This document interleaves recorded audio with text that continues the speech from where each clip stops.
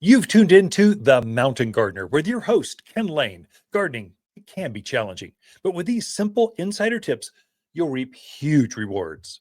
Now, let's tune into today's Mountain Gardener with Ken and Lisa. And back in the studio is Lisa Waters Lane. She comes each week just to inspire us, to share some garden insight that, well, we just want a woman's perspective sometimes, because otherwise all the garden shows are put together by men. It's just kind of like, oh, here we go. Here's this is like bib overalls, and except for TikTok. Well, Martha, okay, there we go. But she's more recipes and decorations with the garden segment. Did you see her swimsuit cover? Oh, yeah, I did. Yeah. I didn't. How could I miss that? I don't know. You're talking to every man out there who's tuned in. It's Sports Illustrated swimsuit edition. We've all been watching that since the 70s. Martha was a surprise. She's what, in her 80s? Yep. It did a good job. Hey, good for her. Yep. Yes, I wouldn't do it. And I'm in my 50s. Well, I think you're a hottie out on the lake no matter what. You still catch my eye after 35 years. Uh-huh. Never mind. I don't even know. That's my John Wayne said this. Anyway. Why'd you go to John Wayne? Gardening. So gardening. What kind of gardening information? Gardening. So we're in summer now. Yes, we are. At that summer, solstice is here. Yes. So there are shrubs that do better in the summer heat. Oh yeah. That perfectly happy out there blooming in the sun in the summer. So I thought we'd talk about some of those. Yeah, it's kind of good that we're covering that, because people have been calling in worried about their summer plants. The spring was so cool so long. Mm-hmm. The summer lovers, they do not like spring. They like the summer. They want to be out when the lizards and the snakes and when the condors are flying overhead. They want to be their summer lovers, not spring lovers. That is very true. Yeah, so there's a lot of shrubs that can give you that color through the summer. The one that always comes to mind for me is Potentia. Oh, sure. Yeah. I just think it's such a good, tough shrub. Probably 3x3? Knee high. Yep, absolutely. Little yellow blooms. There are some that have pink blossoms on them, some that tend a little more orange. But it's a good, consistent, very drought hardy, animal resistant. It's very consistent out in the landscape. We put it in commercial landscapings quite often because you can run it over with a semi truck and it'll still keep blooming. It just it's that tough. And so we companion plant that with like catmint, spireas, salvia gregii, Russian sage. There's a whole bunch of these plants like to grow together and take a blow dryer to them. They like the heat.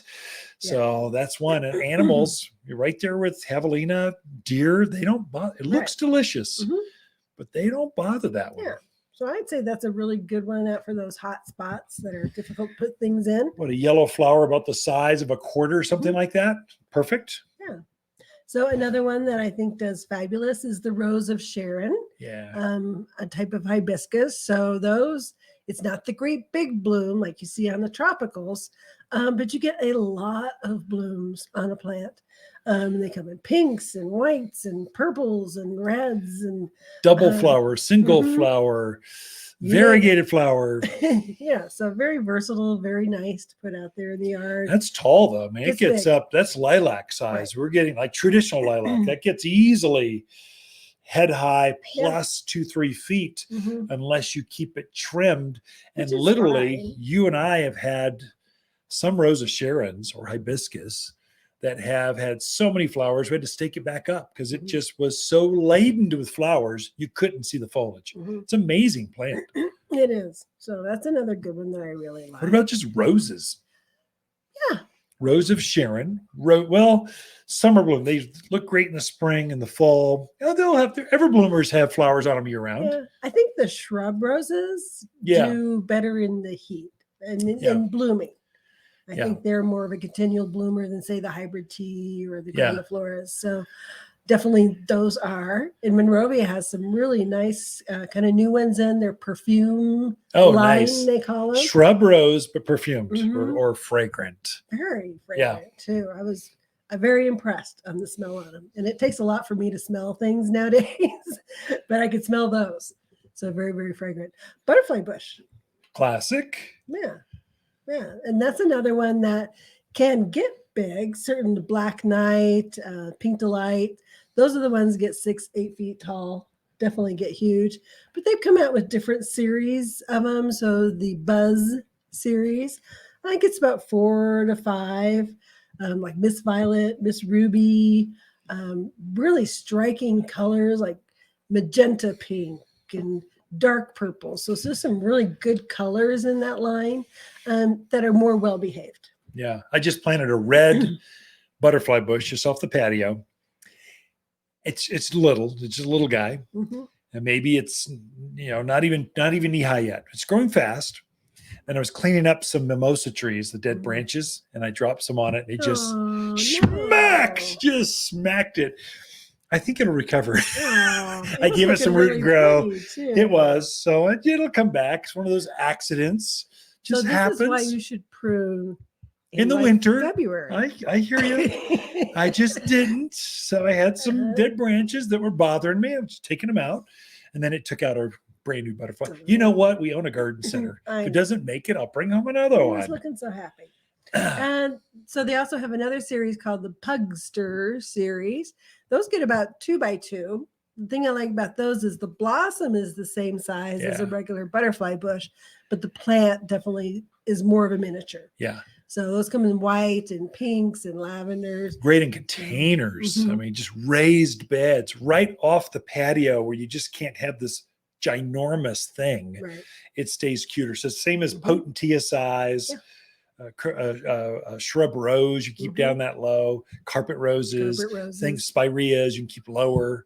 Absolutely. What about smoke bush? That's just starting to come out. That is true. It's got that smoky kind of wispy flower that starts in summer, can get bigger. So you can keep them down to chest high or so, but if you let them go, they'll get considerably larger. We got a one in called Golden Spirit Smoke Bush. Ooh, yeah. So it has kind of a very bright, like chartreuse green leaf to it. I thought it was very attractive, especially if you have an area where you have darkness or it's dark rock. Use that mocha rock. If that pops better. Something where you really want to contrast and color, it would be amazing. Yeah, and equally as hardy. It'll take the wind, the sun. It's equally as robust as the purple one. The purple ones are more popular, but sometimes purple blends into all these native blues we have. The dark rocks that are so popular, ground cover that's so popular right now. Sometimes you need a bright pop of color, not a dark pop of color. Crepe myrtles. Oh, sure. Classic. That's another one that people don't realize we can grow crepe myrtle. Crepes grow great here.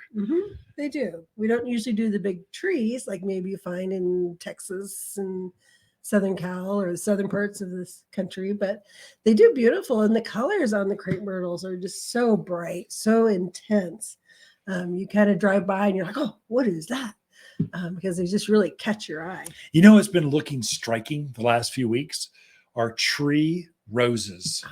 So they have this they're trained to be a miniature tree, and then they get, 4 foot around or so, and they are just covered with flowers right now. They're quite striking. And I think we don't think of roses. We think of them as high maintenance, like poodles or something out in the yard. They need a haircut every 2 weeks. They aren't. They can be super easy, especially in a drier, brighter climate like we are. We don't get the mildew. We don't get black spot. We don't have as many issues with June beetles, and we just don't have those. And so I think they should be considered more often, even from folks that maybe go, I saw my grandparents deal with those. They were always out there. Well, you don't have to be. I think they can be nicer. What else? Caryopteris. Sure. Blue mist, bluebeard. Yeah. That's another one. Put it in the heat, boy, and it's happy. Desert willow. We could go on and on and on. Chased tree. But we are out of time. Thank you, Lisa, for coming in. Ken and Lisa Lain, the Mountain Garden. Wise garden companion plants for June are golden locust, moonshine yarrow, Hall's honeysuckle, and gilt-edged silverberry. Gilded-edged silverberry grows head high with bright gold and blue leaves that screens out the most obnoxious neighbors while standing up to blistering heat and wind. The super sweet flowers are utterly animal-proof. Even javelina and deer don't like the taste of this local shrub.